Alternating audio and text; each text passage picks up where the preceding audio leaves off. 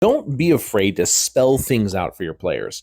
There's a lot of times where you, as the dungeon master, will have to tell your players verbatim something about the game, about the world, without showing it to them. But you know this, you understand this. This is how the world works.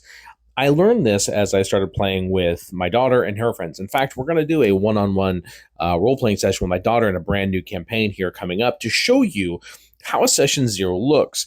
I do a lot of explaining on what we're playing, how we're playing it, those kinds of things. Don't be afraid to just tell people flat out. There is this balancing act that we get because of the different players and abilities and knowledge base of how we treat players. And so, for example, there are some people like myself where you would expect me to understand some basics, right? I've been playing for 30 years. You would tell me very specifically how your world varies from another world. Now, if you're a new dungeon master and I'm sitting at your table, someone like me may be intimidating because I come in with a huge amount of knowledge. But that's to your benefit. My niece ran a game the other day where I came in and I just acted like a new player. And I enjoyed it. She took completely different mentalities than I ever would have thought. I gave her no feedback until the very end of, hey, that was a lot of fun. I never would have thought about doing it that way. That was great. She felt great about it because I was telling her she did a great job, and she did a great job. A lot of times, new dungeon masters are intimidated by veteran players. Don't be. They're some of your biggest advocates because you're going to give them a fresh, new way of looking at things. Embrace that. If a veteran player is not so courteous or does not give you good feedback, they can go fuck themselves. Now, at the same time, if you ask for feedback and you're like, and they say, hey, do you really want my feedback?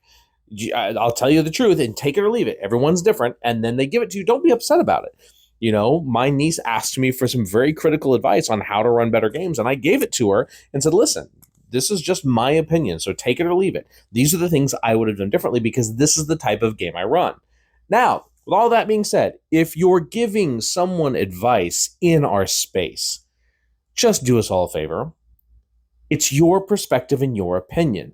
TTRPGs are so table specific and so individually specific. It's not a better way of doing something, but you can point things out that are specific. In this scenario, this is how I would have done it because of X, Y, and Z. I prefer this type of game. If you're looking for something more whimsical, do it this way. Me, I was very clear. If you're looking for whimsical or lighthearted, I'm not your guy. I play darker, grittier games that are more serious. If you're looking for that, these are the things I would have done.